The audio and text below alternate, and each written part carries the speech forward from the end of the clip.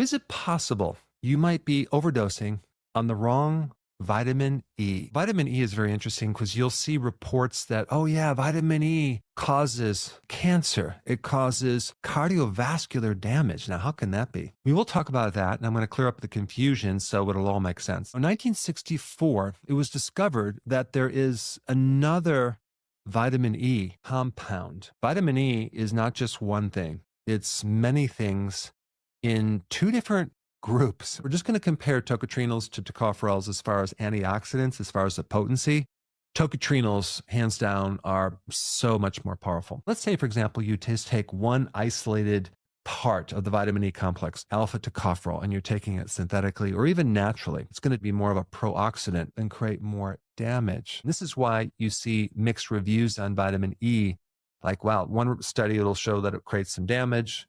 Another study, it shows that it can actually help someone in some way, but you're not looking at the whole picture because in nature, antioxidants never come like that. Let's talk a little bit more about these tocotrienols because this might be new to you. I really like the tocotrienols, which just happens to have an anti-cancer effect. It also is a very potent anti-inflammatory as well. In animal studies, they found that the tocotrienol can even increase lifespan by 19%. Some people might correlate that over to humans, probably just because of the antioxidant effect. It's very powerful, protecting something against oxidation. That leads us to the next thing that tocotrienols are really good at, neuroprotection. Let's say, for example, someone had a stroke and they need some quick repair. Tocotrienols would be the answer for that. And it definitely protects the neurons in the brain against oxidative damage. It's really good for any type of neurodegenerative diseases. That includes Parkinson's, Alzheimer's, dementia. Tocotrienols also have a similar effect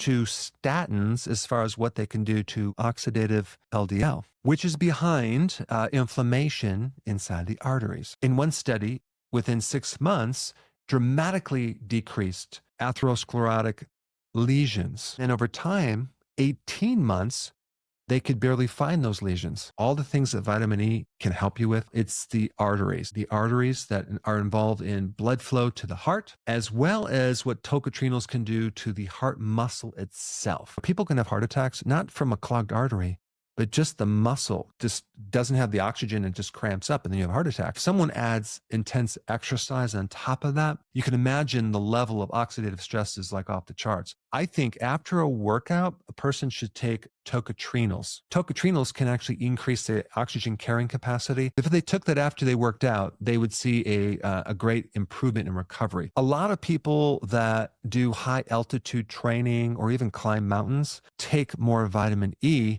because when you're at high altitudes, there's definitely a lot more oxidative stress. I probably personally would not take a tocopherol. I would take tocotrienols because they're more potent. You want to take like maybe smaller amounts and spread them out through the day. Anyone with age-related cognitive decline should be on a good tocotrienol supplement. There's also some interesting data on using tocotrienols to help reverse some of the damage from radiation. Even the military is studying that as well, because they found in mice studies that even lethal doses of radiation can be mitigated with these tocotrienols. There's also a pretty potent scar tissue protection benefit. If you have inflammation in your liver, for example, and you take tocotrienols, it can slow down the progression going into the scar tissue, which I'm talking about cirrhosis. What about tocopherols? Should we take them at all?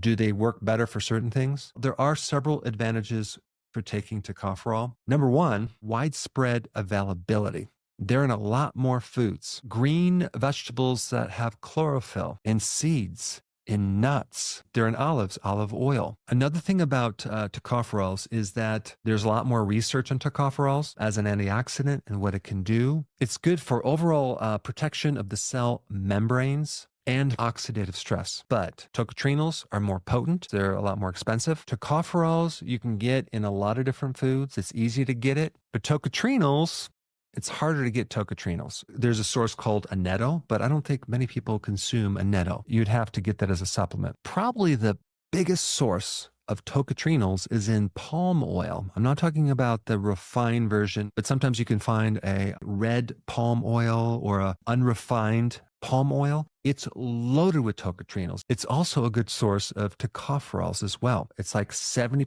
tocotrienols and 30% tocopherols. There is some data, I don't know if this is true, where if you take both tocotrienols and tocopherols together, they tend to compete. I don't know if that's true. I think over time, we're going to see a lot more interesting things about these tocotrienols. There's more research being done on this. There's research heavy into the areas of helping unblock arteries. What you also have to realize too, in nature, vitamin E doesn't just work by itself. It works together with vitamin C.